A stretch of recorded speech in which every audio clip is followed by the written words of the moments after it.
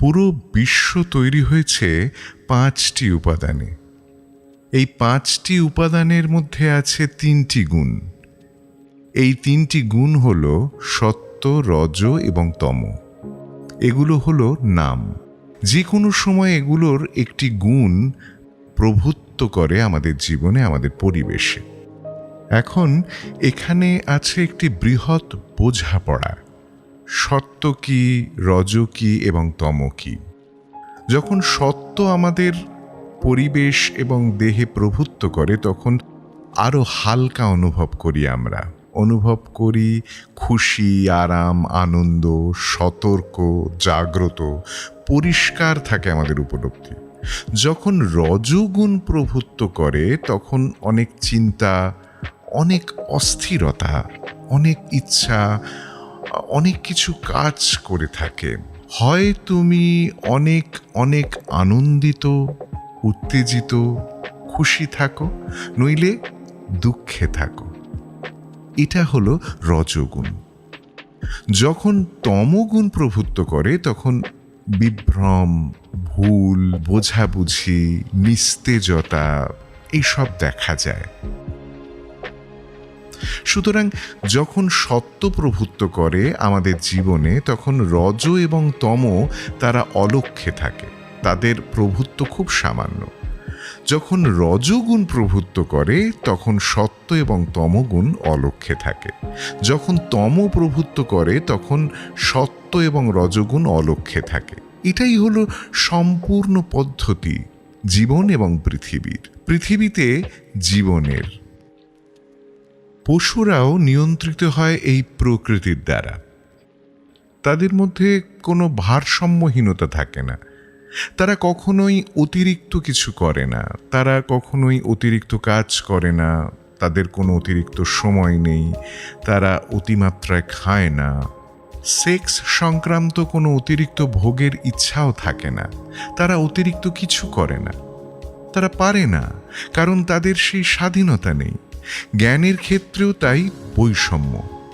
কতটা করতে হবে, কি করতে হবে, কখন করতে হবে কি হবে না, এই বৈষম্যমূলক ক্ষমতা দেওয়া আছে মানুষের মধ্যে।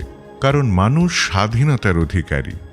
আমরা পারি বেশি খেতে এবং অসুস্থ হতে, এবং বেশি ঘুমোতে এবং নিস্তেজতা অনুভব করতে, এবং অতিরিক্ত ভোগে, কাজে আমরা অস্থির হয়ে যাই। এতে নার্ভাস ব্রেকডাউন হয়, আলসার হয়। এই 3টে গুণ বর্তমানে থাকে আমাদের খাবারেও।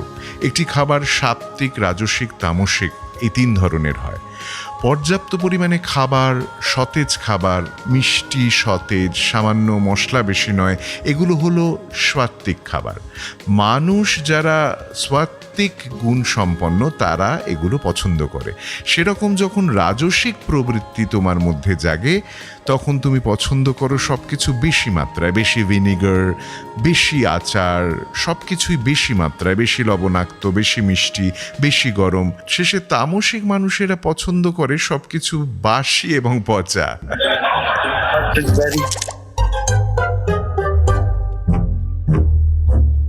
যা কিছু সব পুরাতন খাবার, তারা তামসিক। যে খাবারগুলো খাওয়া উচিত নয়, যেগুলো ক্ষতিকর, শরীরের জন্য ক্ষতিকর, এরা হলো তামসিক। আসলে আয়ুর্বেদিক তত্ত্ব অনুযায়ী কোনো কিছু যা অতিপাকের, ওভারকুকড, 6 থেকে 7 ঘন্টা পুরনো তাকে বিবেচনা করা হয় পুরনো হিসেবে। সুতরাং এগুলো হলো তামসিক খাবার। সেরকমই আমাদের 3 প্রকারের বুদ্ধি রয়েছে। আমাদের মন হতে পারে রাজসিক, তামসিক, সাত্ত্বিক। আমাদের মনোভাব এবং কর্ম হতে পারে সাত্ত্বিক, রাজসিক, তামসিক। রাজসিক মানুষদের উদ্যম নির্ভর করে ফলের ওপর, এবং তারা হয় খুব উঁচু বা নিচু যায়। তারা অত্যন্ত বেশি চেষ্টা করে, অত্যন্ত বেশি চিন্তা করে ছোট ছোট বিষয়, এবং তারা সব কিছু করে উত্তেজনার সঙ্গে, প্রচুর উত্তেজনার সঙ্গে। 2 অর্থেই উঁচু এবং নিচু। এগুলো হলো রাজসিক প্রবৃত্তি। সাত্ত্বিক বুদ্ধি হলো শুধু কাজ করা আনন্দের সঙ্গে এবং উদাসীন থাকা তার ফল সম্পর্কে। কাজ হলো কি না হলো উভয় ক্ষেত্রেই তারা তাদের উদ্যম বা উদ্দীপনাটা হারায় না। তাদের উদ্যম নির্ভর করে না কর্মের ফলের ওপর। তামসিক মানুষেরা নেয় দীর্ঘ সময় যে কোনো ছোট কাজের জন্য এবং সারা জীবন অনুশোচনা করে। তারা যা করে অপছন্দ করে তারা বলতে থাকে, ও আমার এটা করা উচিত হয়নি, এটা আমার একেবারেই করা উচিত হয়নি, এবং করতেও থাকে, একদম বিরক্ত হয়ে করতে থাকে, তাও তারা বাঁচে। এটা হলো তামসিক বুদ্ধি, তামসিক কাজ। জ্ঞানও 3 প্রকারের হয়। যখন তুমি দেখো একই অনুভূতি, একই সত্তা, একই চেতনা সমস্ত কিছুর মধ্যে, এটা হলো সাত্ত্বিক জ্ঞান। রাজসিক জ্ঞান হলো গুণাবলী, বিভিন্ন জিনিসের, বিভিন্ন মানুষের প্রতি, তারা এরকম, তারা এরকম, তারা এরকম, তাদের প্রত্যেককে দেখে আলাদা ভালো মানুষ, খারাপ মানুষ হিসেবে। এটা হলো রাজসিক জ্ঞান। তামসিক জ্ঞান হলো ভুলভাবে তাদেরকে উপলব্ধি করা, সম্পূর্ণ ভুল। এমনকি মানুষকে তারা একটি জীবন হিসেবে দেখে না। এটা হলো তামসিক। তুমি জানো, মানুষ যারা অপরাধ করে, যারা হিংস্র, তারা কখনোই মানুষের মধ্যে জীবন দেখে না। যাদের তারা মেরে ফেলতে চায়, নইলে তারা তো কাজটা করতেই পারবে না, তারা তো গুলি চালাতে পারবে না, কাউকে মারতে পারবে না। একজন কসাই কখনোই ভাবে না ভেড়া বা ছাগল বা মুরগিকে নিয়ে তাদের জীবন আছে ভাবলে, যদি তারা তাদের চোখের দিকে তাকায় তখন তারা কাজে সমর্থ হবে না। তামসিক জ্ঞান অসমর্থ হয় উপলব্ধি করতে। জিনিসকে তারা যেরকম ভুল উপলব্ধি করে সব কিছুকেই তারা ভুলভাবে গ্রহণ করে। সুতরাং তোমার কথাকে নিয়ে তারা পাকাবে, বেঁকাবে, সবসময় ভুল দেখবে। প্যারানোইয়া। প্রত্যেকে আসছে আমাকে আক্রমণ করতে, প্রত্যেকে আমার উপর রাগ করে আছে, ঘৃণা করছে, প্রত্যেকে আমাকে অপছন্দ করে, পৃথিবীর কেউ আমাকে পছন্দ করছে না। এটা আমার শৈশব থেকে হচ্ছে। আমার মা আমাকে পছন্দ করে না, আমার বাবা আমাকে পছন্দ করে না, আমার শিক্ষক আমাকে পছন্দ করে না, আমার ছেলে বন্ধু আমাকে পছন্দ করে না, মেয়ে বন্ধুরা পছন্দ করে না। তারা এমনভাবে আমার দিকে তাকায় যেন আমি পশু। সমস্ত রকম ভ্রান্তি মিশ্রিত মন, এগুলো হলো তমবুদ্ধি যখন প্রভুত্ব করে আমাদের। সমস্ত সাধনা এই সময় যা তুমি গ্রহণ করো তা খুবই অর্থবহ।